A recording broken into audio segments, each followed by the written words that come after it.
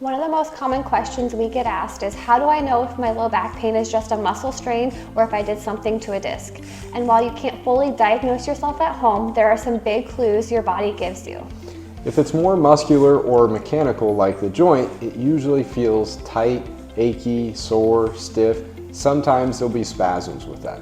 It tends to stay pretty localized in the low back or upper glute area. It usually hurts more with certain movements like twisting, standing up, bending, or getting out of bed.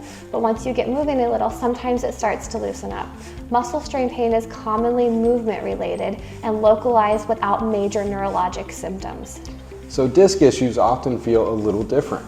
Yes, you can have low back pain, but usually the bigger giveaways are other symptoms that are happening. So common disc clues are pain shooting into the glute or buttock area, pain traveling down hamstring, calf, or even to the toes, sometimes tingling, numbness, burning. You can have a weakness with this, or if you're sitting or driving makes it worse, that sometimes could say that it's a disc issue.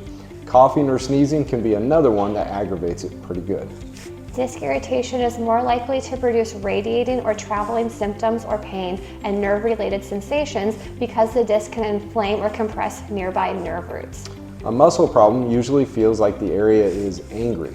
A disc problem often feels like the signal or pain is traveling, and this is important, there can absolutely be overlap of the symptoms. Sometimes a bad muscle spasm can mimic disc pain, and sometimes disc issues initially just feel like low back tightness. So this isn't about panicking or trying to self-diagnose from Google, it's about paying attention to patterns. If you're trying to figure this out on your own, ask yourself these questions. Number 1, is the pain mostly staying in my low back, or is it traveling down my leg? Number 2, do I have tingling, numbness, or weakness? And number 3, is sitting making it way worse than standing or walking? The reason this matters is because muscle-driven low back pain and disc-driven low back pain often need slightly different rehab strategies. If you treat a disc issue like it's just tight muscles, you can keep irritating it.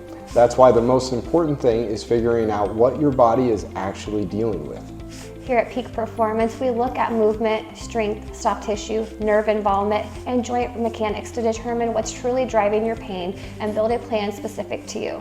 So if your low back pain isn't going away or it keeps shooting into the leg, give us a call, 785-842-7325, and let's get you back to performing at your peak.